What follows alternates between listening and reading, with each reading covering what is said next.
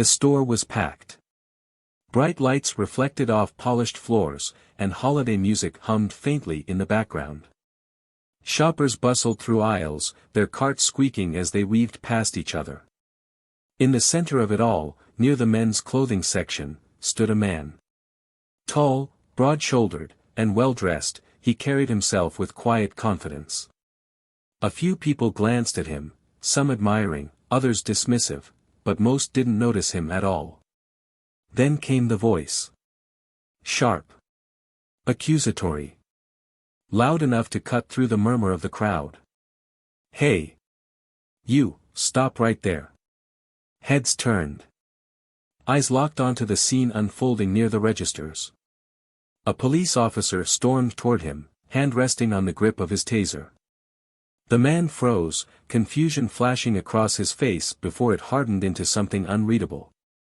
"Is there a problem, officer?" he asked, his voice calm but firm. The officer didn't answer immediately. He sized up the man, scanning him from head to toe, lingering on his skin, his clothes, his stance. "You match the description of someone we've been looking for." "Shoplifting," the officer barked, his words clipped and cold. A ripple of whispers spread through the crowd. "I didn't steal anything," the man replied, his voice steady. "Check the cameras. You'll see I've been walking around the store like everyone else." The officer smirked. "Don't play smart with me," he snapped. "Hands where I can see them. Now." People were watching, some curious, others recording with their phones. The man's jaw tightened, but he slowly raised his hands. "You don't have to do this," he said. But the officer was already moving. He grabbed the man's arm, twisting it behind his back before shoving him to the ground. "Get down. Don't resist." The man's knee hit the tile with a crack, sending pain shooting up his leg. Gasps erupted from the crowd. "Officer, please," a woman cried from nearby. "He didn't do anything." "Stay back," the officer barked, dragging the man closer to the counter. The man's face burned as he felt the eyes of the crowd piercing into him. The humiliation was suffocating, the sound of cameras clicking and recording ringing in his ears. "Look at him now," the officer sneered, leaning in close. "Big man, huh? Not so tough when you're on the floor."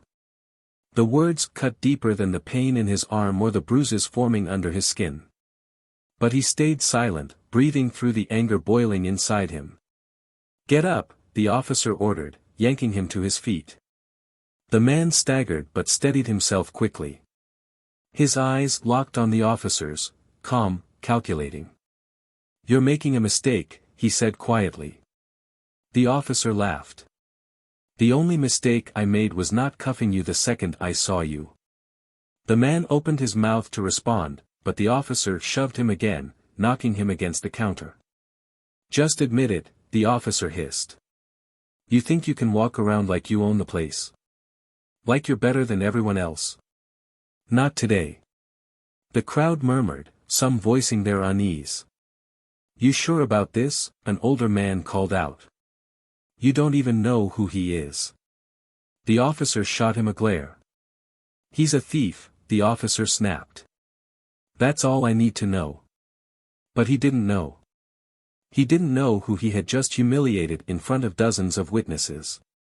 He didn't know the man whose arm he had twisted, whose dignity he had trampled, had spent years training to survive the harshest conditions imaginable. He didn't know the man standing before him had endured gunfire, explosions, and hand-to-hand combat in foreign lands, and had walked away stronger every time. He didn't know that the man he had shoved to the ground wasn't just any civilian. He was a Navy SEAL. And the moment those words left his mouth, the officer's entire world would change. But not yet. Because right now, the officer was still riding the high of authority, still feeding off the crowd's silence and the man's momentary compliance. Right now, he believed he was in control. But control is fragile. And when it shatters, when the man finally speaks and reveals who he really is, everything the officer thought he knew about power, fear, and respect will come crashing down. The only question is, when that moment comes, will the officer be ready for what's about to happen? Or will he crumble under the weight of his own arrogance? At Plough of Twist, we stand firmly against racism and discrimination of any kind. We believe in equality, respect, and justice for all people, regardless of their race or background. If you've ever faced prejudice, know that you are not alone, and your voice matters. This story you're about to hear is a powerful reminder of strength, resilience, and justice. We hope it inspires you and keeps you on the edge of your seat. If you enjoy this story, don't forget to subscribe to the channel and hit the like button to support our work. Now, sit back and enjoy the story. The smell of roasted coffee lingered in the air as soft jazz played in the background. The mall was alive with voices, families laughing, friends chatting, and the occasional cry of a restless toddler echoing through the wide corridors. It was a Saturday afternoon, the kind where the world felt slower, more relaxed. People moved from store to store, balancing bags and iced lattes, savoring a moment away from their usual routines. Amid the crowd, Elijah Carter blended in seamlessly, or so he thought.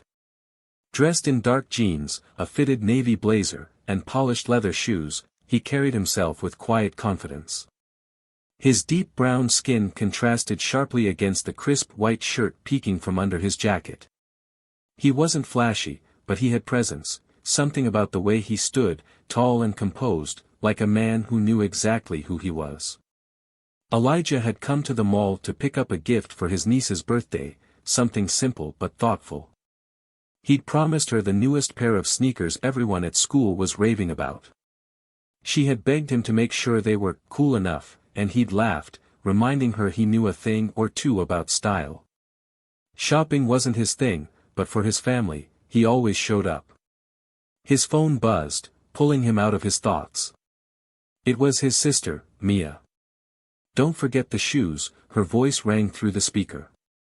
"I'm standing right outside the store," Elijah replied, smiling. "You act like I'd forget." "You're the one who called me last week asking what size she wears," Mia teased. "Point taken," he said, glancing at the store window. "I'll call you if they're out of stock." He ended the call and stepped inside, scanning the shelves until he spotted the shoes.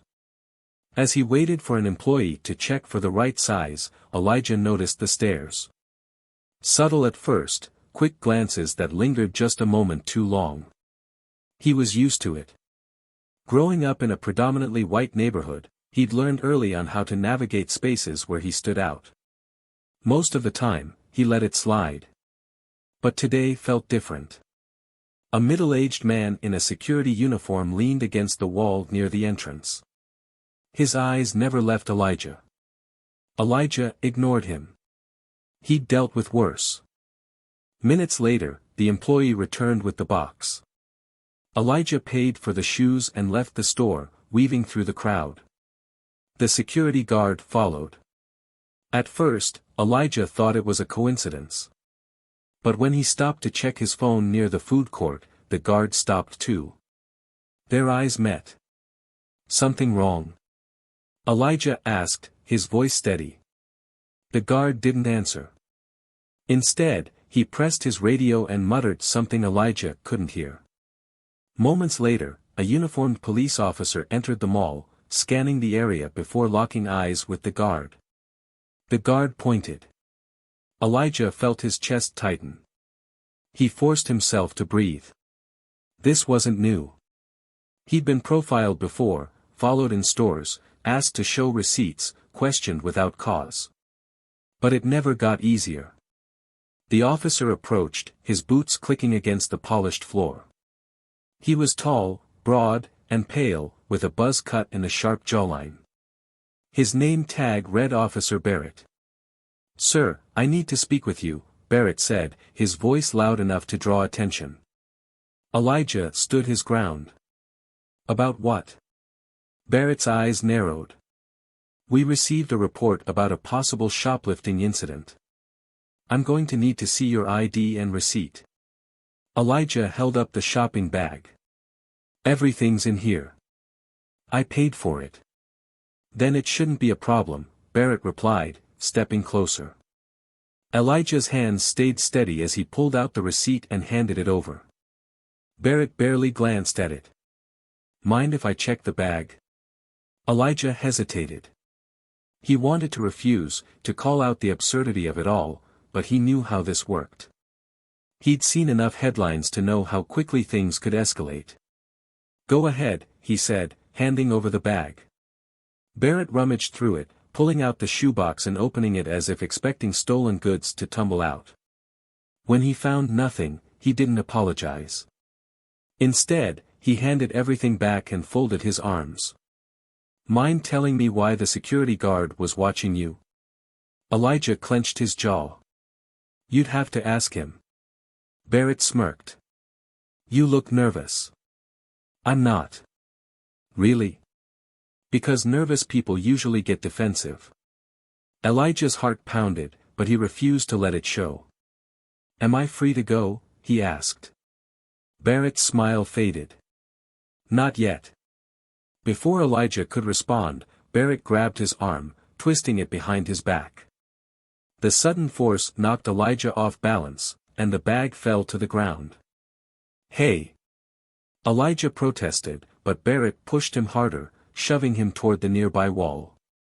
Stop resisting! Barrett barked. Elijah's vision blurred as the crowd formed a loose circle around them. He could hear murmurs and the sound of phones recording. Get off me! Elijah shouted, but Barrett shoved him harder, his knee pressing against Elijah's back. This is what happens when you don't cooperate, Barrett hissed. Elijah gritted his teeth. He could feel the heat rising in his chest, anger and humiliation boiling under the surface. And yet, he didn't fight back. Not yet. Because Elijah Carter had learned to pick his battles. He knew when to be patient. When to let the other side think they'd won. And when to strike back with everything he had. But Barrett didn't know that. Not yet. Because as far as Barrett was concerned, Elijah was just another man who didn't belong. What Barrett didn't know, what he couldn't possibly have imagined, was that Elijah wasn't just any man. And when the truth finally came out, it wouldn't just be Barrett's pride that took the hit. It would be his entire world. Elijah's pulse thundered in his ears as the cold tile pressed against his cheek. The weight of Officer Barrett's knee bore down on his back, locking him in place. The smell of shoe polish and sweat filled his nostrils, but it wasn't the physical pain that made his muscles tense. It was the humiliation. The weight of dozens of eyes watching him, recording him, judging him. The whispers felt louder than the officer's commands, cutting into his pride like tiny blades. Stay down, Barrett growled, his voice low but sharp, almost taunting. You even think about moving, and I'll make you regret it. Elijah forced himself to breathe slowly, keeping his focus. He'd been in tighter spots before, darker, more dangerous situations where lives hung in the balance. But this? This was different. This wasn't war. This was home. And yet, he felt more out of place now than he ever had overseas. I'm not resisting, Elijah said, keeping his voice steady even as Barrett twisted his arm tighter. Barrett leaned closer, his breath brushing Elijah's ear. You people always say that, he hissed, the words soaked in disdain. The comment landed hard, but Elijah clenched his jaw and swallowed the anger rising in his throat. He could feel the tension in the room shifting as the crowd grew. He couldn't see them, but he could hear them, the nervous whispers, the muted gasps, the sound of phones being raised to record. Officer, please, a woman's voice rang out, cutting through the noise. He's not doing anything. Barrett didn't even flinch. Stay out of this, he barked. Unless you want to end up right next to him. Elijah winced as Barrett yanked him upright, forcing him to his knees. His shoulders burned, and the rough grip on his arm sent sharp jolts of pain through his body. But it wasn't the pain that set his nerves on fire. It was the look in Barrett's eyes, the smug satisfaction, the belief that he was untouchable. Get up, Barrett ordered, his voice tight with authority. Elijah rose slowly, his eyes locking with Barrett's. "You're making a mistake," Elijah said quietly. Barrett smirked. "The only mistake I made was not cuffing you sooner." The words hung in the air, but before Elijah could respond, Barrett shoved him again, forcing him back against the counter. "Admit it," Barrett hissed, leaning in close. "You think you're better than everyone else? Walking around here like you own the place? Not today." Elijah stared straight ahead, his breathing steady, refusing to let the anger take over. He could feel the crowd pressing in closer now, their phones catching every moment, every word. "Hey," another voice shouted from the crowd. "Let him go. This isn't right." Barrett turned sharply, his hand moving to his taser. "Back off," he warned. "This is police business." The crowd murmured, but no one stepped forward. Elijah's jaw tightened. He knew how this played out. He'd seen it before, heard the stories, watched the headlines. But then, something changed. A young woman pushed to the front of the crowd, holding her phone high and pointing it directly at Barrett. "This is wrong," she yelled, her voice shaking but loud. "You can't just do this." Barrett's eyes narrowed. "Put the phone down and step back," he ordered. "Or what?" she shot back. "You'll arrest me too. Go ahead, see how that works out for you." Elijah saw the flicker of hesitation in Barrett's eyes. It was small, but it was there. The crowd was growing bolder, and Barrett was losing control. "Let me go," Elijah said, his voice cutting through the noise. Barrett turned back to him, his jaw tight. "You don't tell me what to do. Then arrest me," Elijah challenged. "Put me in cuffs, take me in, and let's see how well this plays out for you." Barrett's grip faltered. He glanced at the crowd, their phones still raised, recording every second. "You think this is over?" Barrett hissed under his breath. "No," Elijah said, stepping closer. "It's just getting started." Barrett's lips pressed into a thin line before he took a step back. "This isn't over," he muttered before turning and walking away. Elijah stood there for a moment, his chest heaving as the tension in the room began to break. The crowd slowly dispersed, but the young woman stayed. "Are you okay?" she asked softly. Elijah nodded, though the fire in his chest hadn't cooled. "Thank you," he said, his voice low. "Don't thank me," she replied. "Just make sure he pays for this." Elijah didn't respond. Her words lingered as he gathered his things and walked out of the mall. Outside, the air was sharp and cold, but Elijah barely felt it. His mind raced, replaying every moment over and over. He reached for his phone, but before he could check it, a black SUV pulled up to the curb. The tinted window rolled down, and Elijah's breath caught. "Elijah Carter," the man in the driver's seat said. "Been a while." Elijah's stomach tightened. "What do you want?" "Just checking in," the man said, his voice smooth. "After what just happened in there, I'd say you've got a lot of attention on you." Elijah stepped closer, his muscles tensing. "I don't have time for games," he said. "No games," the man replied, his eyes narrowing. "But be careful, Carter. Not every battle is fought in uniform." The window rolled up, and the SUV sped off, leaving Elijah standing there, his pulse racing. He knew this wasn't over. Not with Barrett. Not with the man in the SUV. And as the weight of the day settled on him, Elijah realized he wasn't just fighting for himself anymore. He was fighting to make sure no one else ever had to face what he just did. But first, he had to make sure Barrett understood exactly who he had messed with. Elijah's breath came slow and steady, but inside, his pulse hammered like a war drum. The night air was cool, yet his skin burned with heat, the tension from earlier still coiled tightly in his chest. The confrontation at the mall replayed in his mind, the humiliation, the stares, the weight of Officer Barrett's knee pressing him to the ground. The memory made his jaw tighten. He could still feel the cold tile against his cheek and the sting of Barrett's words in his ear. But this wasn't over. Not by a long shot. The parking lot was dimly lit, the orange glow of the streetlights casting long shadows. Elijah stood near the edge, where the asphalt met a patch of dying grass, his back straight, his fists clenched at his sides. He wasn't hiding, he never hid, but he was waiting.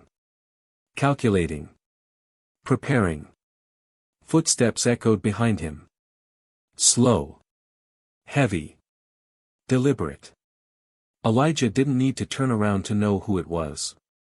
Elijah Carter, Barrett's voice rang out, sharp and taunting. Looks like you couldn't just let this go. Elijah turned slowly, locking eyes with the man who had pinned him to the ground just hours earlier. Barrett was out of uniform now, wearing jeans and a leather jacket, but the arrogance clung to him just the same. You followed me, Elijah said, his voice steady but cold. Barrett smirked, taking a step closer. I don't follow people. But you? You made yourself hard to ignore. Elijah didn't flinch. I didn't make myself anything. You did that. Barrett's smirk widened.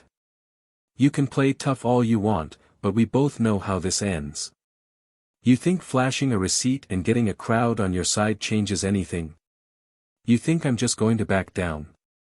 Elijah's eyes never left Barrett's. No. I don't think you're capable of backing down. That's your problem. Barrett's smirk faltered for just a second, but he masked it quickly. You've got a big mouth for someone who was on the floor begging me to stop, Barrett sneered. Elijah's fists clenched tighter, but his voice stayed even. Begging? That's what you tell yourself. Barrett stepped closer, closing the space between them. I don't need to tell myself anything, Barrett said, his voice lower now, almost a growl. I know what I saw. I saw you down there, helpless. Humiliated. And I saw the look in your eyes when I let you up. You were scared. Elijah held his ground, his muscles tight but controlled. You think fear is weakness? I've seen fear up close. I've faced men with guns pointed at my head, bombs buried under my feet, and knives at my throat. You think you scare me? Barrett blinked, but the smirk returned quickly. You're not overseas anymore, Carter. You're in my world now. And out here, I'm the one with the badge. I'm the one who calls the shots. Elijah's lips pressed into a thin line as he reached into his jacket. Barrett's hand twitched toward his side, but Elijah didn't flinch. He pulled out his wallet, flipping it open to reveal his military ID. Barrett's eyes dropped to the card, and the smirk vanished. You're a Navy SEAL, Elijah said, his voice sharp. You didn't know who you were messing with, did you? Barrett's mouth opened, but no words came out. That's right, Elijah continued, stepping closer. You laid your hands on someone who's trained for war. Someone who's been through hell and walked out alive.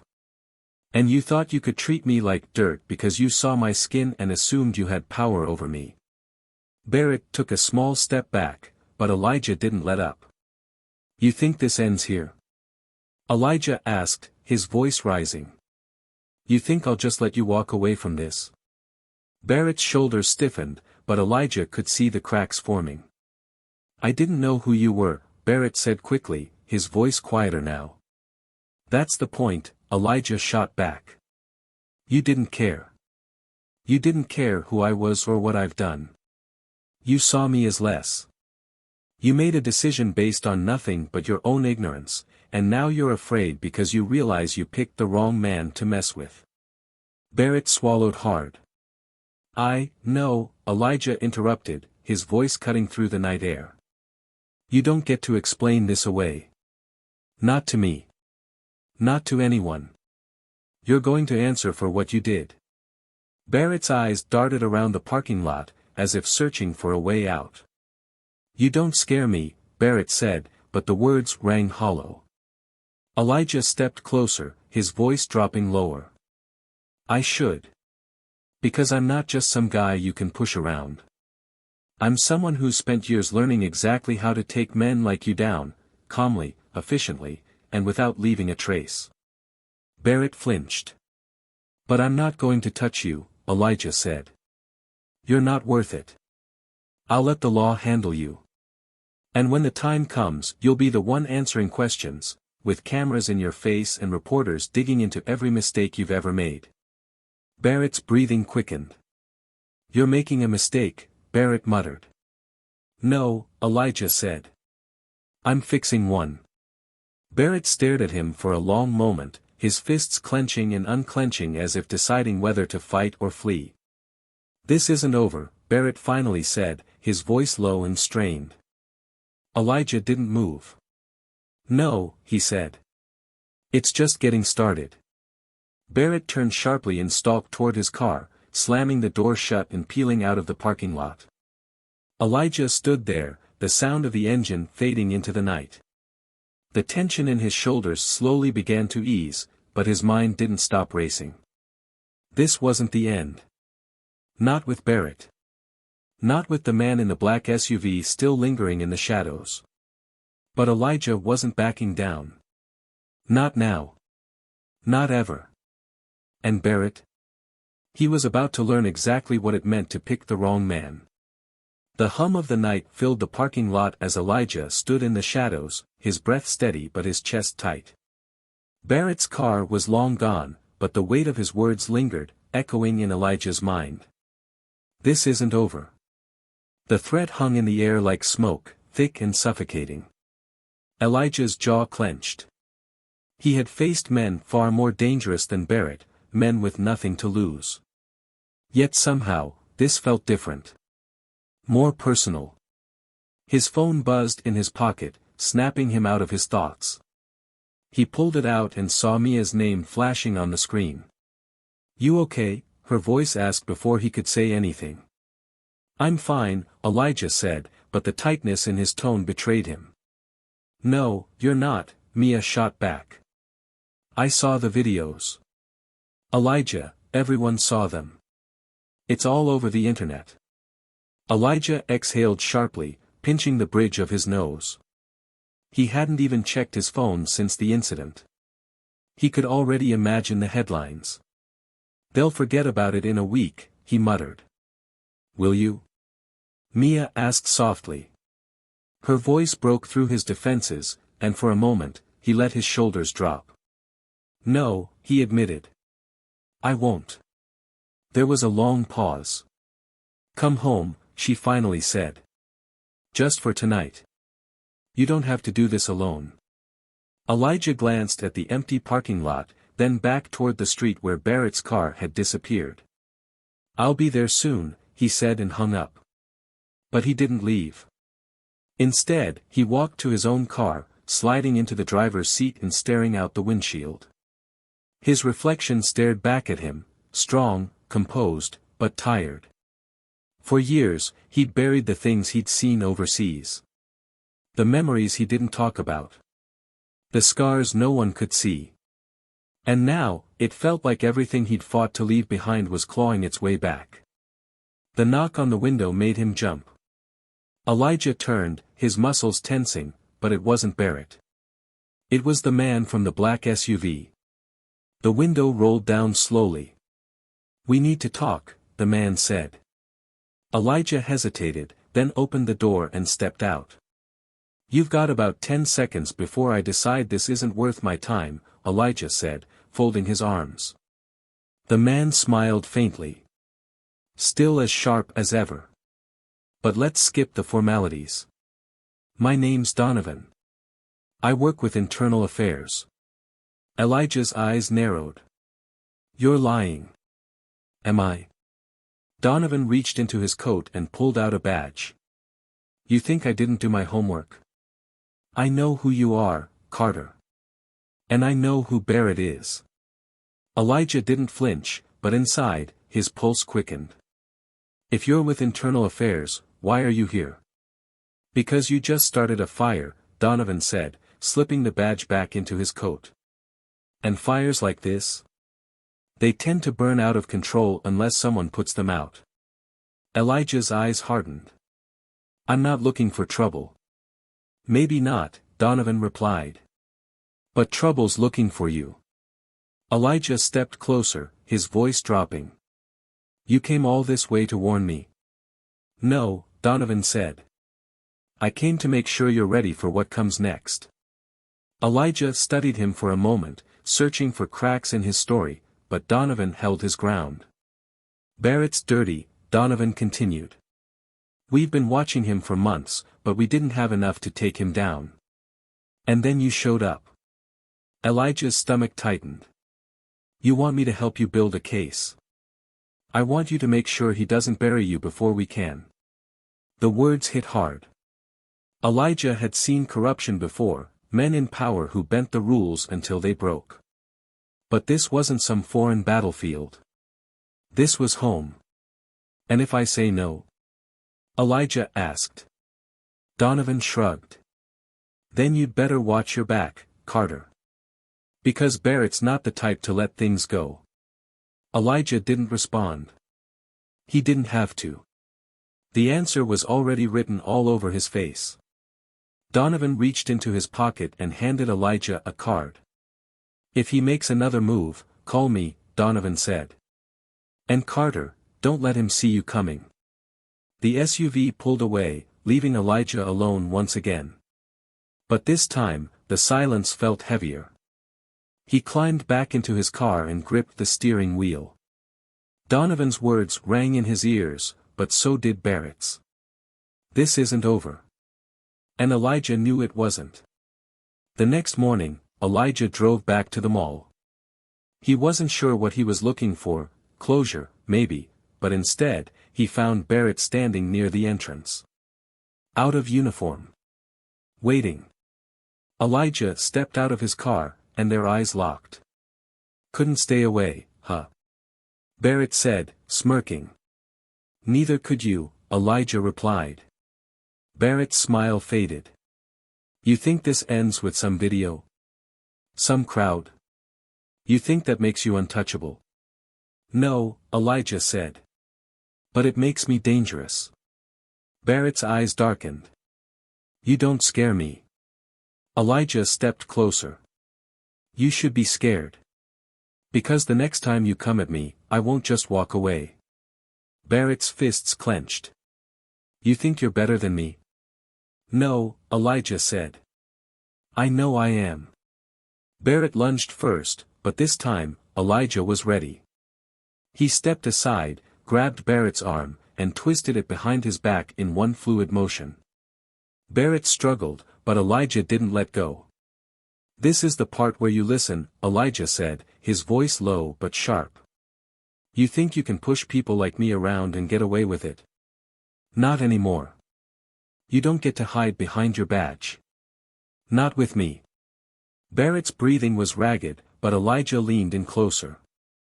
You're going to answer for what you did, Elijah said. And when this is over, you won't just lose your badge. You'll lose everything. Barrett froze. For the first time, Elijah saw fear in his eyes. Elijah released him and stepped back, watching as Barrett staggered away. This wasn't over yet. But for the first time, Elijah felt something shift. Barrett wasn't untouchable anymore. And Elijah? He was just getting started. The air felt heavier than before, thick with tension and the weight of what had just happened. Barrett's footsteps faded into the distance, but Elijah's eyes lingered on the spot where he had stood. His hands were steady, his breath controlled, but inside, a storm churned. He had put Barrett in his place, momentarily, but the confrontation didn't feel like a victory. Not yet. It felt like a warning. Elijah ran a hand down his face and turned toward his car, the sharp scent of asphalt and oil lingering in the parking lot. His phone buzzed in his pocket, snapping him out of his thoughts. He hesitated before answering, half expecting it to be Donovan, but instead, Mia's voice came through. Elijah, where are you? Her voice was sharp, worried. Still handling things, he said, keeping his tone even. Handling things, she shot back. Are you kidding me? I saw another video online, this time outside the mall. People are talking, Elijah. They're calling for Barrett's badge, and the department's scrambling to get ahead of it. Elijah rubbed the back of his neck, glancing around as if expecting Barrett to reappear. Good. Let them scramble. Good. Mia's voice cracked. You think this is good? Elijah, this isn't just about you anymore. People are watching. They're choosing sides. Elijah's jaw tightened. They should. This isn't just my fight, Mia. No, she snapped. But you started it, and now you need to be the one to finish it. Before this spirals out of control. He wanted to argue, to remind her that he hadn't started anything, that Barrett had made his own choices, but the words caught in his throat. She wasn't wrong. The situation had grown bigger than he expected, faster than he could have imagined. I'll handle it, he said finally, but the words felt hollow. You'd better, Mia said, her voice softer now. Because this isn't just about one bad cop anymore. It's about what happens when people like him face someone who won't back down. Elijah ended the call and leaned against the car, staring at his reflection in the window.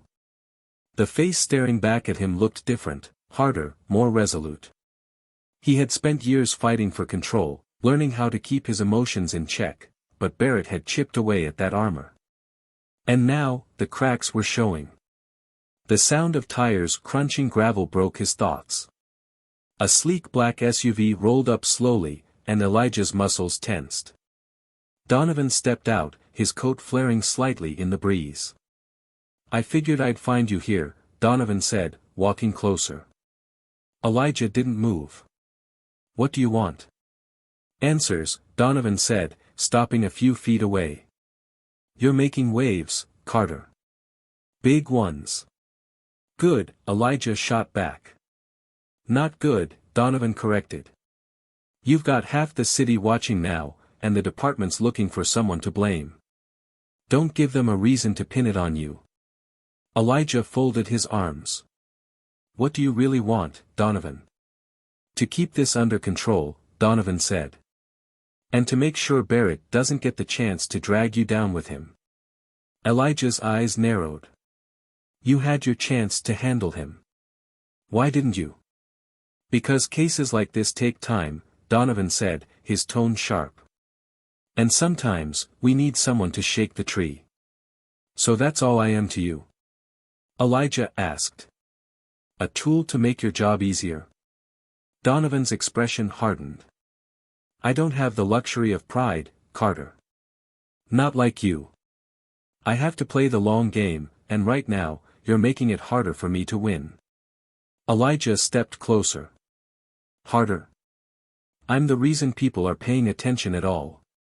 Don't pretend you care about justice, you just don't want this mess landing at your doorstep.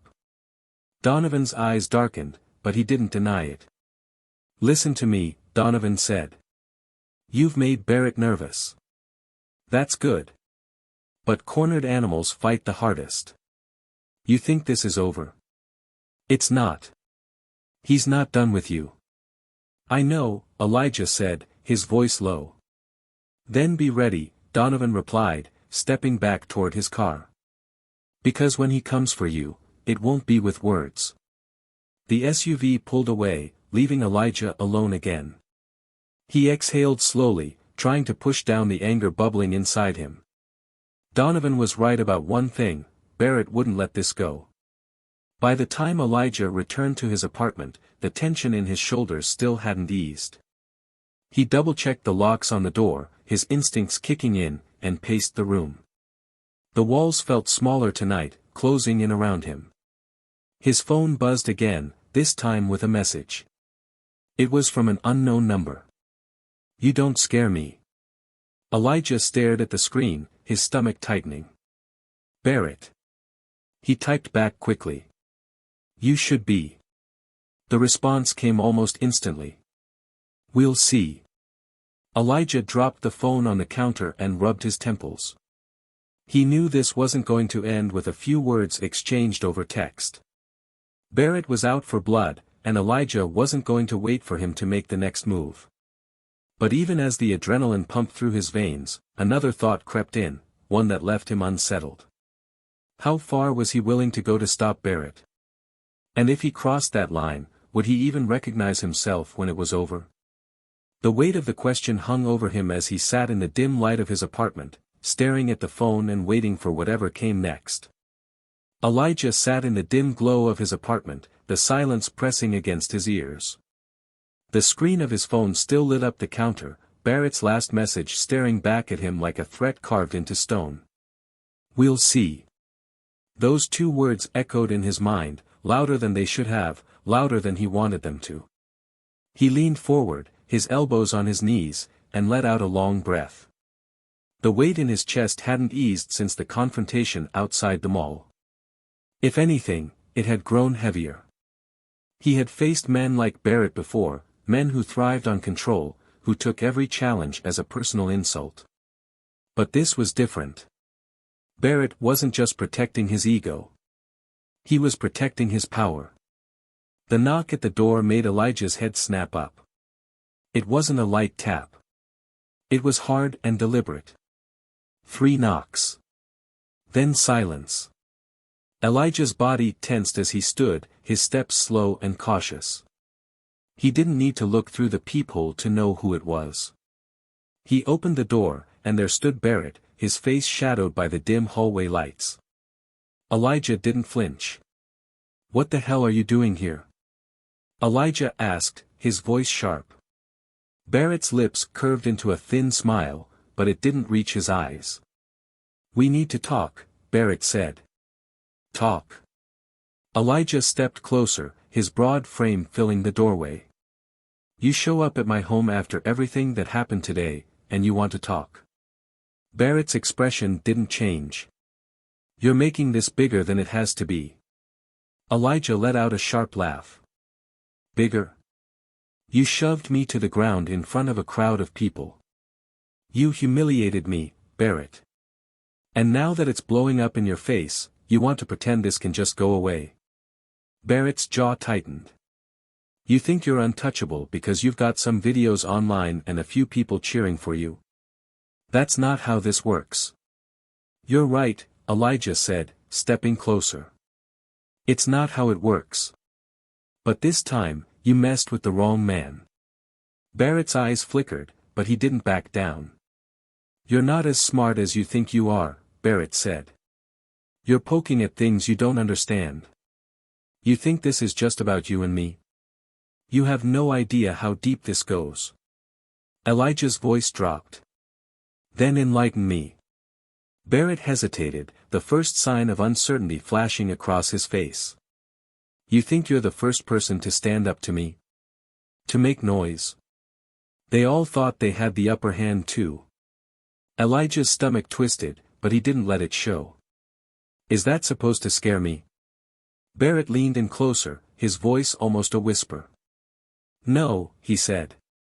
"It's supposed to warn you." Elijah's breath slowed, his instincts sharpening. He wasn't sure if Barrett was bluffing, but there was something in his tone, a crack in his usual confidence, that made Elijah pause. "You came all the way here for this?" Elijah asked, his voice steady. Barrett's eyes narrowed. "I came here to give you a chance to back down before you make this worse for yourself." Elijah tilted his head. "You're the one who should be worried about making things worse." Barrett took a step back, but his words lingered. "This isn't over, Carter. Not by a long shot." Elijah shut the door and locked it. He stood there for a moment, his heart pounding harder than he wanted to admit. Barrett's words were designed to rattle him, but it wasn't just the words that stuck. It was the way Barrett had looked at him, like a man who wasn't used to losing. His phone buzzed again. This time, it was Donovan. "Need to talk. Urgent. Call me." Elijah didn't hesitate. He dialed the number, pacing the length of his living room as Donovan picked up. "Barrett came to my door, Elijah said before Donovan could even speak. I figured he might, Donovan said, his tone sharp. What did he say? He tried to scare me off, Elijah replied. Tried to make it sound like there's more going on than I realize. There was a pause on the other end. There is, Donovan finally said. Barrett's been dirty for years, Carter. And he's not working alone. Elijah stopped pacing. What are you talking about? I mean he's protected, Donovan said. And if he feels like he's backed into a corner, he's going to do whatever it takes to keep that protection intact. Elijah's grip on the phone tightened. You knew this, and you didn't tell me. We didn't have enough to act on it. Donovan snapped. But now. Now we do. And that means you're a threat.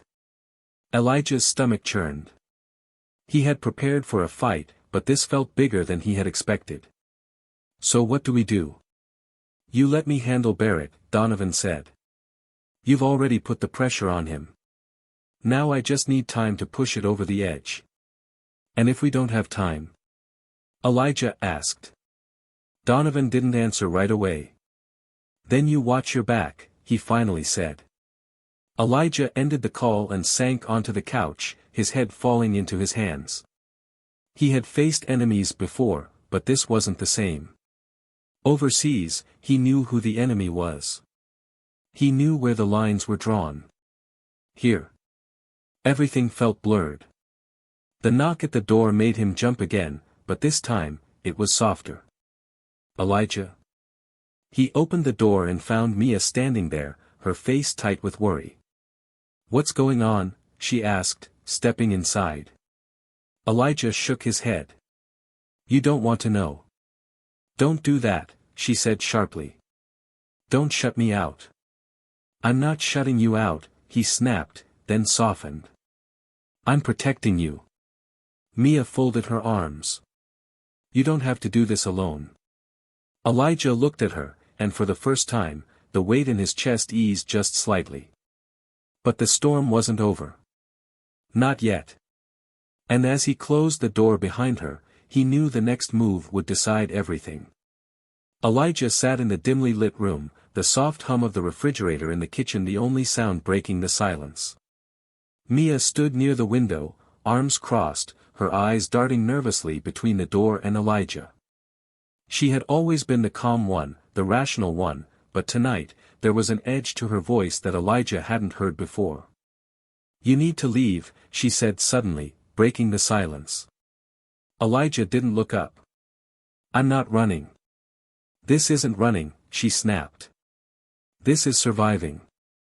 Elijah's jaw tightened, but he stayed seated, his hands resting on his knees. I can't just walk away, he said quietly.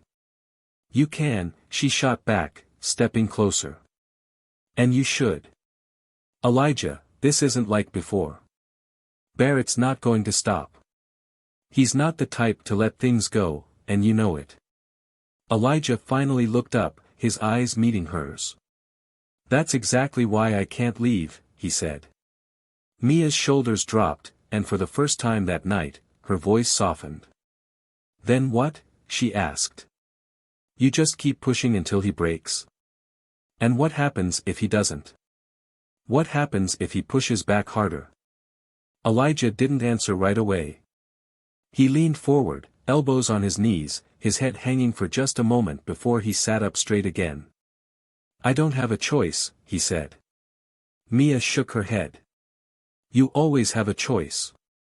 Not this time, Elijah replied. If I back down now, what does that say? That he can do this to anyone who looks like me and walk away without consequences. That it's okay. Mia blinked, and Elijah saw the conflict in her eyes. She wanted to protect him, but she knew he was right. You're not alone, she said softly. Elijah's lips pressed into a thin line. Sometimes it feels like I am. Mia took a step closer, her voice firmer now. You're not. And you need to stop acting like you are. Before Elijah could respond, his phone buzzed again. The number was blocked. He hesitated for only a moment before answering. "Carter," a voice said on the other end. It wasn't Donovan. It was Barrett. Elijah's muscles tensed. "How did you get this number?" Barrett's laugh came through the line, low and sharp. "You really think I don't know everything about you by now?" Elijah stood, his voice hardening. "What do you want?" "I want to talk," Barrett said. "Face to face. No cameras, no crowd. Just you and me." Elijah's grip on the phone tightened. "And if I say no?" "Then you're going to find out what happens when you push someone too far," Barrett said. "You think you're the only one who knows how to handle pressure? You're not." Elijah's pulse quickened, but his voice stayed calm. "Where?" "Parking garage. Lower level." "1 hour," Barrett said. Then the line went dead. Elijah lowered the phone slowly, his mind already racing. Mia was watching him, her face pale. "No," she said firmly. "I have to." "No, you don't," she said, stepping in front of him. "This is what he wants. He's baiting you." Elijah looked past her, his eyes fixed on the door. "He's scared," Elijah said quietly. "And that makes him dangerous," Mia countered. "You said it yourself, he's not going to stop until he gets what he wants." Elijah turned back to her. "And what he wants is for me to be scared. But I'm not." Mia shook her head, tears brimming in her eyes. "What if this is the last time I see you?" Elijah stepped closer and rested his hands on her shoulders. "It won't be." She searched his eyes, but all she saw was resolve. Finally, she let out a shaky breath and stepped back. "If you're going to do this," she said, "then you'd better make sure he's the one who walks away scared." Elijah gave her a small nod, grabbed his keys, and walked out the door. The parking garage was almost empty when Elijah arrived. The dim lights overhead buzzed faintly, casting long shadows across the concrete floor. He parked near the far end, leaving his car running for just a moment before killing the engine. Barrett was already there, leaning against a pillar with his arms crossed. He looked calm, but Elijah could see the tension in his shoulders. "You actually came," Barrett said as Elijah stepped out of the car. "You gave me a reason to," Elijah replied. Barrett smirked. "You really think you're in control here, don't you?" "I know I am," Elijah said. Barrett's smirk faltered.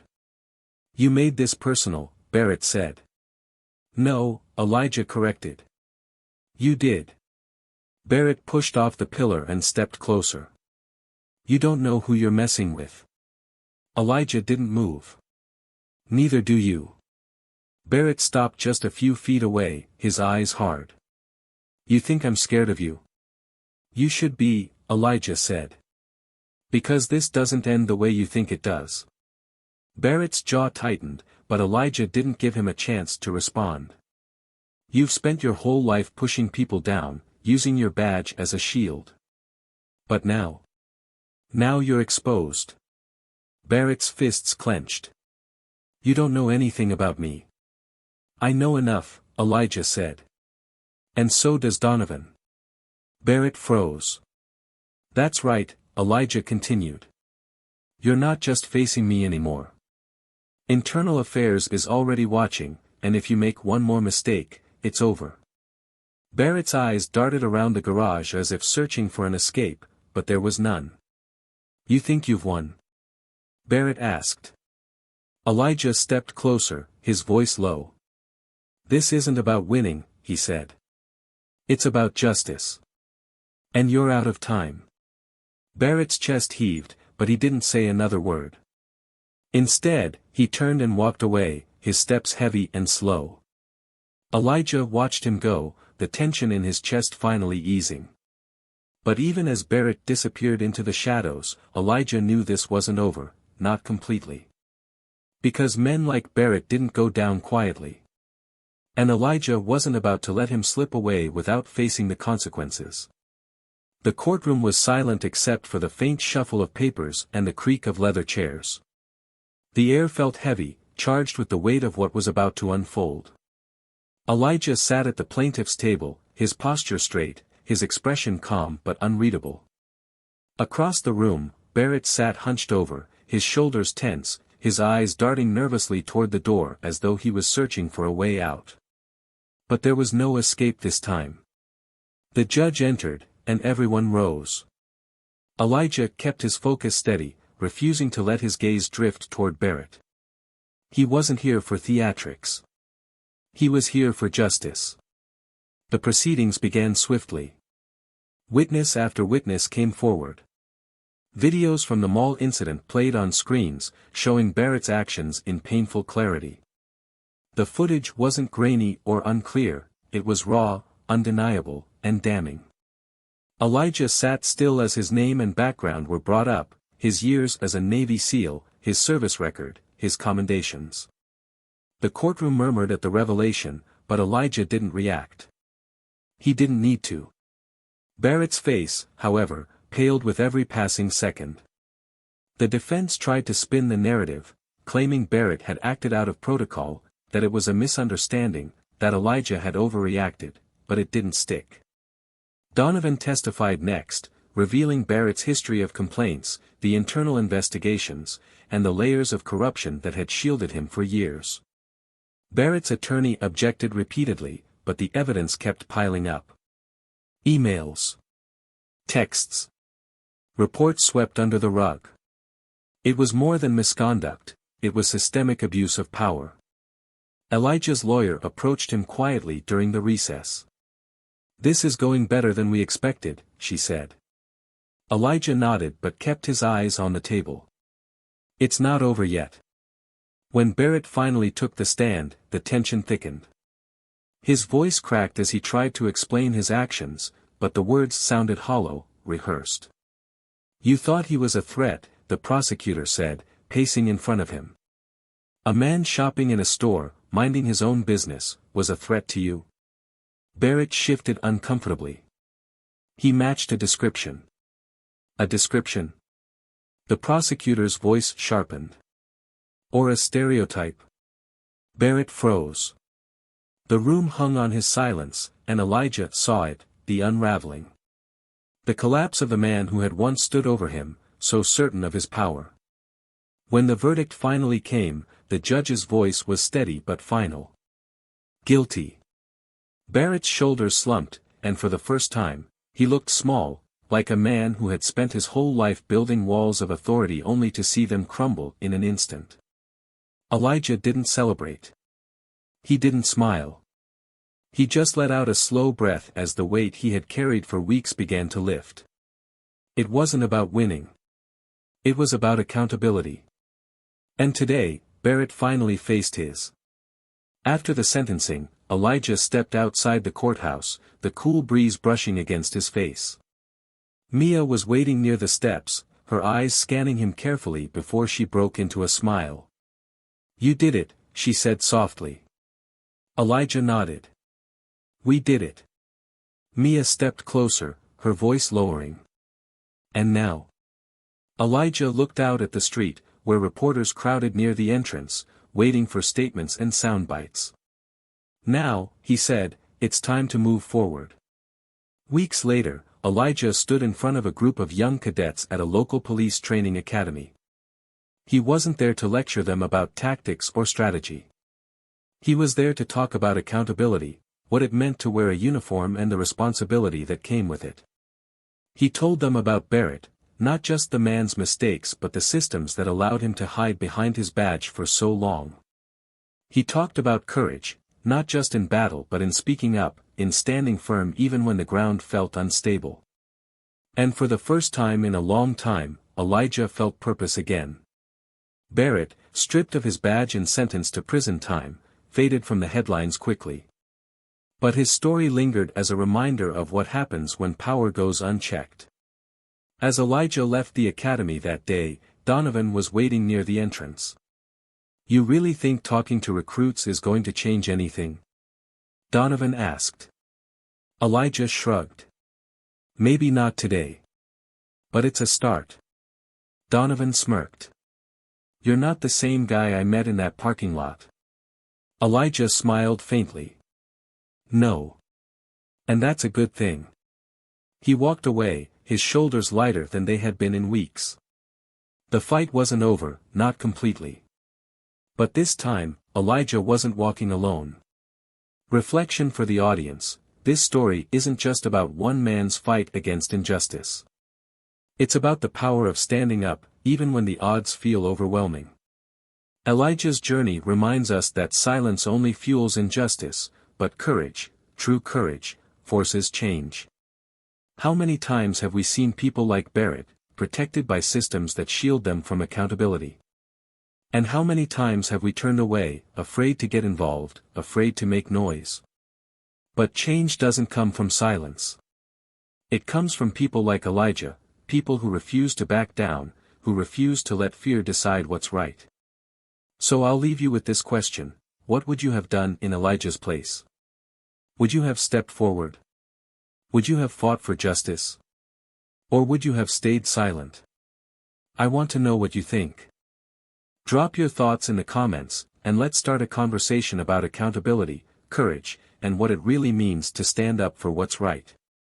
And if you found this story powerful, don't forget to subscribe to Tales of Twist for more stories like this, stories that challenge, inspire, and remind us all of the strength we carry within us. Thanks for watching, and I'll see you in the next story.